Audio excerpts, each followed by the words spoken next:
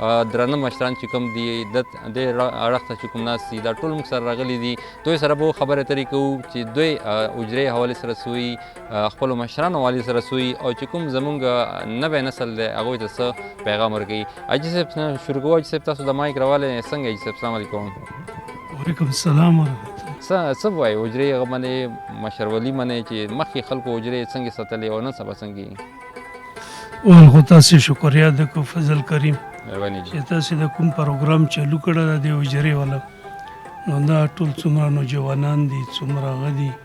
نو د نسل ته یو پیغام ده چې یاره د مخکې کوم حالات تیر شوي دي بیا زه د څومره مشران راولي دي د دوی شکریا ادا کوم چې دوی د خپل قیمتي ټیم د سلسلې کې هیر کړو چې یاره د پروګرام مخکې روان شي. صحیح، ډېر مننه. حاجي صاحب تاسو خپله لکه لازمي خبره ده چې یو ښار نه سیټي نه به نه وي راغلی که راغلي پلار نیکه څوک دیهاتو طرف نه به راغلي وي ځکه زموږ ټول نیکونه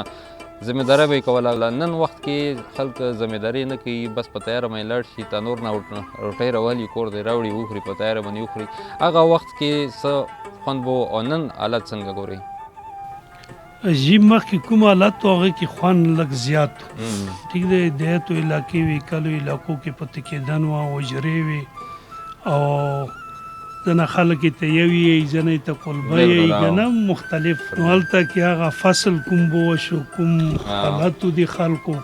مزدګار ټیم کې به یو دوکان و هغه ته به ټول ځای ته شو مختلف قسم ته څپلۍ د پړي دا به یې غښتلو که نه او بیا کوم د اجرې سیسټم او مسخطان ټیم د ژمي کې به ټول خلک اجرې کې ناستو ښه احترام سره ادب سره کوم مشران وو یوه سیټ ته و کشران مو بل سیټ ته و خدمت ته او نن سبا د کوم کشران مو ګورو دا بس سره د مشر خبره سره د مشر خبره مني ځان په خپله مشر ګڼي. او بل د 2000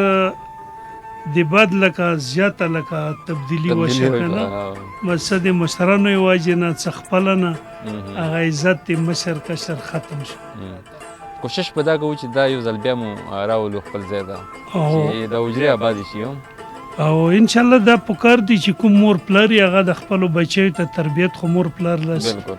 هدایت دی الله لاس کې د تربیت دی مور پلار لاس کې او مخکې خو تعلیمونه دومره نه پنځم تعلیم بو اتم تعلیم بو دویم تعلیم و کنه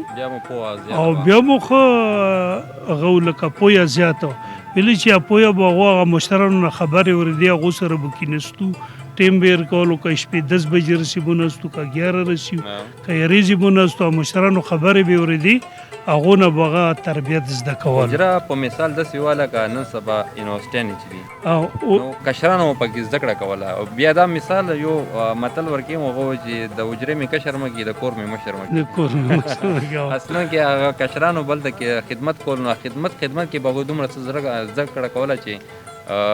بس لکه دلته کې څنګه ته یونیورسټي نه ډګري والی او دوب لکه اوس نن سبا حالات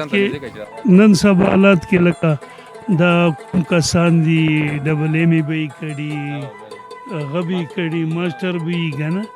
خو هغه به یې کې نه هغه ادب شعور به پکې نه بس زیات کر کې موبایلو ته توجه دی هغه ته